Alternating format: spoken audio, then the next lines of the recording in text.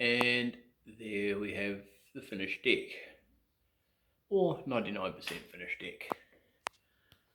So one coat of stain top and bottom.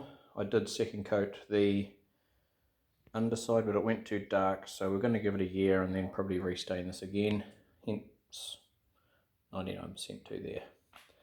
The fuel filler neck thing is coming from America, and it's somewhere between America and here. But yeah, that's all painted, all in, all done. Oh yeah, my aluminium bar that I used to line up and drill all my holes, which was based off one of the cross beams, worked a treat for that bar, the center bar, the front bar, and that bar. But you can't use it on this bar because the rear chassis rail that runs through here, it doesn't actually bolt through here. There's like a horseshoe that comes off the front of the chassis rail. That is where it bolts through the deck. That there is now just for show and to hold this board onto the chassis rail. What I did is I made up a bolt and welded on a little tab on the top of it, for lack of better wording.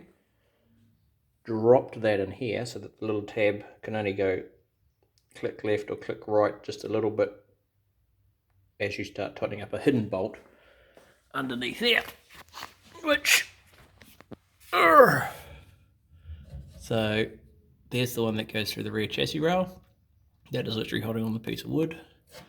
There's the horseshoe that the bolt was meant to mount through, and there you go. So that's the bottom end of that bolt. Why is that so bright?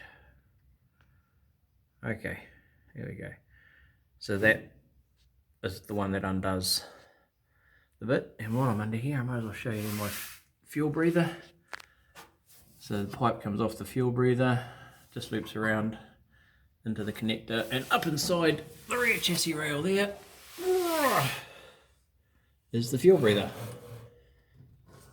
So it's got a little airlet on the inside of that so you can't see it. But yeah, I was going to mount it inside this guard here, but then I thought with dirt and mud and shit getting flicked around in here, I didn't want that to get blocked. So that's got a little petcock or a rollover valve in it, which stops everything else.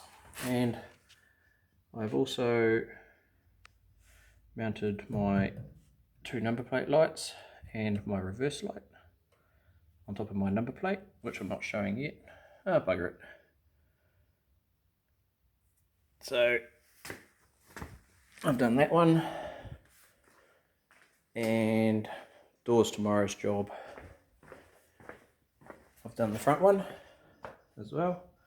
So all I did here was drill a hole into the steel bumper, a 5mm hole, and then tapped it out with a 6mm tap, and then bolted a 6mm bolt into it, and then put a nylock on the back of it as well. So that's all done. While I'm here, might as well show you the stainless rods that are now supporting the bonnet. So I took out the main center brace support that ran up through here. Gives me a little bit more clearance to the top of that, and it looks pretty cool. I've also checked the battery when this is charging through that port. This is actually charging the battery because the battery is located underneath here, and without lifting the car up,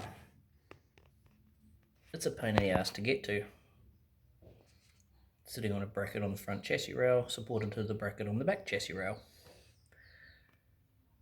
So yeah,